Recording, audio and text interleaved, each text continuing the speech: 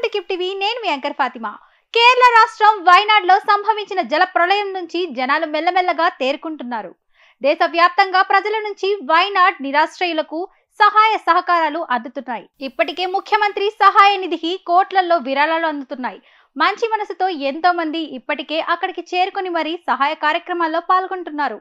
ఇంకా కూడా సహాయక సిబ్బంది వెళ్లలేని ప్రాంతాలు ఉన్నాయని, అక్కడ సహాయం కోసం ఎదురు చూస్తున్న వారు కూడా ఉన్నారని పలు సంఘటనలు ప్రత్యక్ష సాక్ష్యంగా నిలుస్తున్నాయి. వైనాడ్లోని చోరల్మల్ ప్రాంతంకు చెందిన ఒక మహిళ తన మనవరాలతో వరదలో చిక్కుకొని సహాయం కోసం ఎదురు చూస్తున్న సమయంలో ఒక ఏనుగు వచ్చి సహాయం చేసిన సంఘటన సోషల్ మీడియాలో వైరల్ అవుతోంది.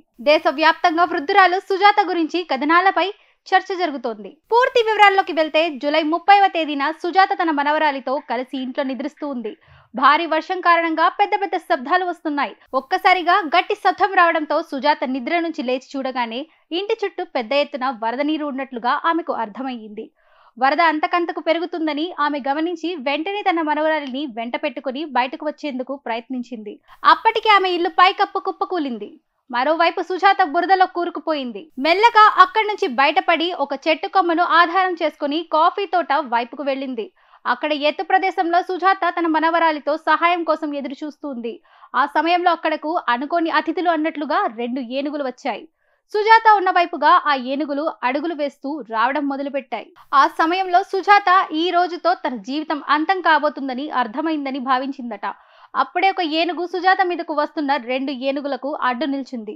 2 ఏనుగులకు అడ్డు నిల్చుంటే తొక్కుకుంటూ వెళ్తాయని తెలిసినా ఆ ఏనుగు అడ్డంగా నిల్చుని సుజాతకి సహాయం చేసింది. కొంత దూరం వచ్చిన ఆ 2 ఏనుగులు దారి మారి వరవైపు వెళ్లిపోయాయట. రాత్రి మొత్తం కూడా వరదలో చిక్కుకున్న సుజాతను ఏనుగు అడ్డు నిల్చుని మరీ కాపాడిందట. ఈ విషయం సుజాత ఒక జాతీయ మీడియాకు చెప్పడంతో వైరల్ అయింది.